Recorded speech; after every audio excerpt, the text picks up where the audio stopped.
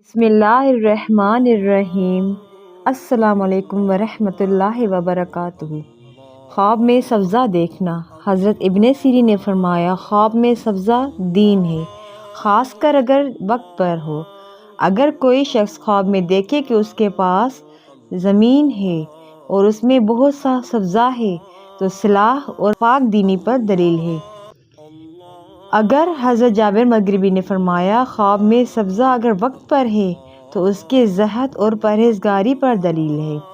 حضرت ابن سیرین نے فرمایا کہ خواب میں سبزہ زارع اچھا ہے، اگر دیکھے کہ سبزہ زارع میں مقیم ہے، دلیل ہے کہ راہ دین پر قائم ہوگا۔ اگر دیکھے کہ مردہ زارع سبزہ میں مقیم ہے، یعنی جو شخص مر چکا ہو وہ سبزہ زارع میں مقیم ہے، تو اس کی عاقبت اور ثواب آخرت پر دلیل ہے، یعنی حال نیک میں ہوگا۔